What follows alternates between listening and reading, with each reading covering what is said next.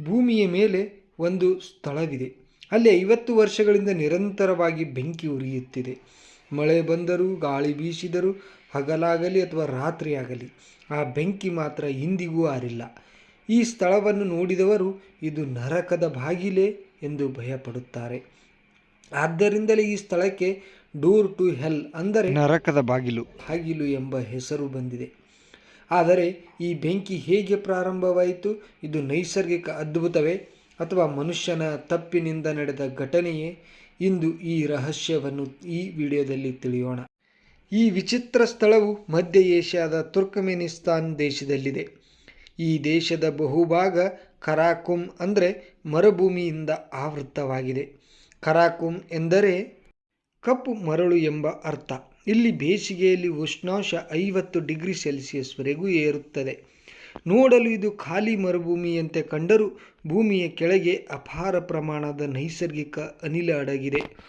ಅದೇ ಅನಿಲ ಒಂದು ದಿನ ಜಗತ್ತಿನ ಅತ್ಯಂತ ವಿಚಿತ್ರ ಸ್ಥಳಗಳಲ್ಲಿ ಒಂದನ್ನು ಸೃಷ್ಟಿಸಿತು. ಸುಮಾರು 1971ರಲ್ಲಿ ನಡೆದ ಈ ಘಟನೆ ಸೋವಿಯತ್ ಒಕ್ಕೂಟದ ವಿಜ್ಞಾನಿಗಳು ಈ ಪ್ರದೇಶದಲ್ಲಿ ನೈಸರ್ಗಿಕ ಅನಿಲವನ್ನು ಹುಡುಕುತ್ತಿದ್ದರು.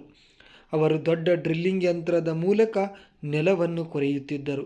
ಆದರೆ ಅವರು ಊಹಿಸದ ಘಟನೆ ಒಂದು ನಡೆಯಿತು. ಹಠಾತ್ತನೆ ನೆಲ ಸಂಪೂರ್ಣ ಕುಸಿದು ಬಿದ್ದಿತು. ಅದರ ಪರಿಣಾಮವಾಗಿ ಒಂದು ಭಾರೀ ಗುಂಡಿ ನಿರ್ಮಾಣವಾಯಿತು. ಆ ಗುಂಡಿಯೊಳಗಿಂದ ಅಪಾರ ಪ್ರಮಾಣದ ಮಿಥೇನ್ ಅನಿಲ ಹೊರಬರಲು ಆರಂಭವಾಯಿತು. ಈ ಅನಿಲ ಮನುಷ್ಯರಿಗೆ ಮತ್ತು ಪ್ರಾಣಿಗಳಿಗೆ ಅಪಾಯಕಾರಿಯಾಗಿತ್ತು. ವಿಜ್ಞಾನಿಗಳು ಒಂದು ತುರ್ತು ನಿರ್ಧಾರ ತೆಗೆದುಕೊಂಡರು. ಈ ಅನಿಲಕ್ಕೆ ಬೆಂಕಿ ಹಚ್ಚಿದರೆ ಕೆಲವೇ ದಿನಗಳಲ್ಲಿ ಸಂಪೂರ್ಣ ಸುಟ್ಟು ಹೋಗುತ್ತದೆ ಎಂದು ಅವರು ಭಾವಿಸಿದರು. ಹಾಗಾಗಿ ಅವರು ಆ ಗುಂಡಿಗೆ ಬೆಂಕಿ ಹಚ್ಚಿದರು. ಆದರೆ ಅವರ ಲೆಕ್ಕಾಚಾರ ಸಂಪೂರ್ಣ ತಪ್ಪಾಯಿತು. 1 ದಿನ, 2 ದಿನ, 3 ದಿನ, 1 ವಾರ, 1 ತಿಂಗಳು, 1 ವರ್ಷ ಆದರೂ ಬೆಂಕಿ ಆರಲಿಲ್ಲ. ನಂತರ 10 ವರ್ಷ ಕಳೆದವು, 20 ವರ್ಷ ಕಳೆದವು, 30 ವರ್ಷ ಕಳೆದವು, 40 ವರ್ಷ ಕಳೆದವು. ಇಂದು 50 ವರ್ಷಗಳಿಗೂ ಹೆಚ್ಚು ಕಾಲ ಕಳೆದಿದ್ದರೂ ಆ ಬೆಂಕಿ ಇನ್ನೂ ಉರಿಯುತ್ತಲೇ ಇದೆ. ಇದೇ ಕಾರಣಕ್ಕೆ ಇಂದು ಇಡೀ ಜಗತ್ತು ಈ ಸ್ಥಳವನ್ನು ಡೋರ್ ಟು ಹೆಲ್ ಎಂದು ಕರೆಯುತ್ತಾರೆ. 1971ರಲ್ಲಿ ಬೆಂಕಿ ಹಚ್ಚಿದ ವಿಜ್ಞಾನಿಗಳು ಕೆಲವೇ ದಿನಗಳಲ್ಲಿ ಅನಿಲ ಮುಗಿದು ಬೆಂಕಿ ಆರಿಬಿಡುತ್ತದೆ ಎಂದುಕೊಂಡಿದ್ದರು. ಆದರೆ ಅದು ಇಂದಿಗೂ ಉರಿಯುತ್ತಿದೆ. ಇದರ ಹಿಂದಿನ ಕಾರಣವೇನು? ಅದರ ಉತ್ತರ ಭೂಮಿಯ ಆಳದಲ್ಲಿರುವ ನೈಸರ್ಗಿಕ ಅನಿಲ. ಈ ಪ್ರದೇಶದ ಕೆಳಭಾಗದಲ್ಲಿ ಅಪಾರ ಪ್ರಮಾಣದ ಮಿಥೇನ್ ಅನಿಲದ ಸಂಗ್ರಹ ಇದೆ. ಭೂಮಿಯ ಒಳಗಿನಿಂದ ನಿರಂತರವಾಗಿ ಅನಿಲ ಮೇಲಕ್ಕೆ ಬರುತ್ತಿರುವುದರಿಂದ ಬೆಂಕಿಗೆ ಇಂಧನ ನಿರಂತರವಾಗಿ ಸಿಗುತ್ತಲೇ ಇದೆ. ಆದ್ದರಿಂದಲೇ ಜ್ವಾಲೆಗಳು ಎಂದಿಗೂ ನಂದುವುದಿಲ್ಲ. ಇಂದು ಈ ಗುಂಡಿ ಅಗಲ ಸುಮಾರು 70 ಮೀಟರ್, ಆಳ ಸುಮಾರು 30 ಮೀಟರ್. ಗುಂಡಿಯೊಳಗೆ ನೋಡಿದರೆ ನೂರಾರು ಸಣ್ಣ ಮತ್ತು ದೊಡ್ಡ ಜ್ವಾಲೆಗಳು ಒಟ್ಟಿಗೆ ಉರಿಯುತ್ತಿರುವ ದೃಶ್ಯ ಕಾಣುತ್ತದೆ. ಹಗಲಿನ ವೇಳೆಯಲ್ಲಿ ಈ ಬೆಂಕಿ ಸಾಮಾನ್ಯವಾಗಿ ಕಾಣಬಹುದು. ಆದರೆ ರಾತ್ರಿ ಕತ್ತಲೆ ಆವರಿಸಿದಾಗ ಈ ಗುಂಡಿ ಸಂಪೂರ್ಣ ಬೆಂಕಿಯಿಂದ ಹೊಳೆಯುತ್ತದೆ.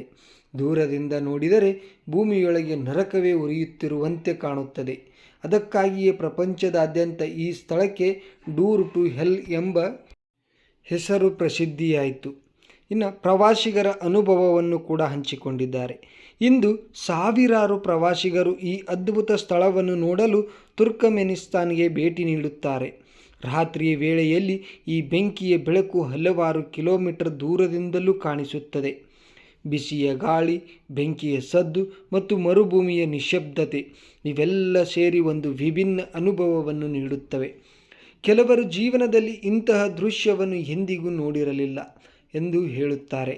ಈ ಬೆಂಕಿಯನ್ನು ಆರಿಸಲು ತುರ್ಕಮೆನಿಸ್ತಾನ್ ಸರ್ಕಾರ ಹಲವು ಬಾರಿ ಯೋಜನೆ ರೂಪಿಸಿದೆ. ಏಕೆಂದರೆ ಪ್ರತಿದಿನ ಅಪಾರ ಪ್ರಮಾಣದ ನೈಸರ್ಗಿಕ ಅನಿಲ ವ್ಯರ್ಥವಾಗಿ ಸುಟ್ಟು ಹೋಗುತ್ತಿದೆ. ಆದರೆ ಈ ಗುಂಡಿಯನ್ನು ಸಂಪೂರ್ಣವಾಗಿ ಮುಚ್ಚುವುದು ಅಥವಾ ಬೆಂಕಿ ಆರಿಸುವುದು ಸುಲಭದ ಕೆಲಸವಲ್ಲ. ಭೂಮಿಯ ಕೆಳಗಿರುವ ಅನಿಲದ ಪ್ರಮಾಣ ಎಷ್ಟು ಎಂಬುದು ಇನ್ನೂ ಸಂಪೂರ್ಣವಾಗಿ ತಿಳಿದಿಲ್ಲ. ಅದರ ಕಾರಣದಿಂದ ಇಂದಿಗೂ ಈ ಜ್ವಾಲೆಗಳು ನಿರಂತರವಾಗಿ ಉರಿಯುತ್ತಿವೆ. ಕುತೂಹಲಕಾರಿ ಸಂಗತಿಗಳು ಏನೆಂದರೆ, ಈ ಗುಂಡಿಯನ್ನು ಅಧಿಕೃತವಾಗಿ ದರ್ವಾಜ್ ಗ್ಯಾಸ್ ಸೆಂಟರ್ ಎಂದು ಕರೆಯುತ್ತಾರೆ. ಡೂರ್ ಟು ಹೆಲ್ ಎಂಬ ಹೆಸರು ಕೂಡ ಪ್ರವಾಸಿಗರು ಮತ್ತು ಮಾಧ್ಯಮಗಳಿಂದ ಪ್ರಸಿದ್ಧಿಯಾಯಿತು. ಈ ಸ್ಥಳವು ವಿಶ್ವದ ಅತ್ಯಂತ ವಿಚಿತ್ರ ಪ್ರವಾಸಿ ತಾಣಗಳಲ್ಲಿ ಒಂದಾಗಿದೆ. ರಾತ್ರಿ ವೇಳೆಯಲ್ಲಿ ಇದರ ಸೌಂದರ್ಯ ಮತ್ತು ಭಯಾನಕತೆ ಎರಡು ಒಂದೇ ಸಮಯದಲ್ಲಿ ಅನುಭವವಾಗುತ್ತವೆ. ಕೊನೆಯದಾಗಿ ನೋಡುವುದಾದರೆ, ಇದು ನೈಸರ್ಗಿಕ ವಿಸ್ಮಯವೇ ಅಥವಾ ಮನುಷ್ಯನ ಒಂದು ತಪ್ಪಿನ ಪರಿಣಾಮವೇ? ಇದರ ಉತ್ತರ ಇನ್ನೂ ಚರ್ಚೆಯ ವಿಷಯವಾಗಿದೆ.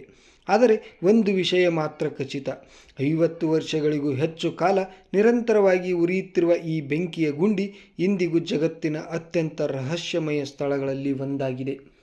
ನಿಮಗೆ ಇಂತಹ ಜಗತ್ತಿನ ವಿಚಿತ್ರ ಸ್ಥಳಗಳ ಬಗ್ಗೆ ತಿಳಿಯಲು ಇಷ್ಟವಿದ್ದರೆ ನಮ್ಮ ಚಾನಲನ್ನು ತಪ್ಪದೆ ಸಬ್ಸ್ಕ್ರೈಬ್ ಮಾಡಿ.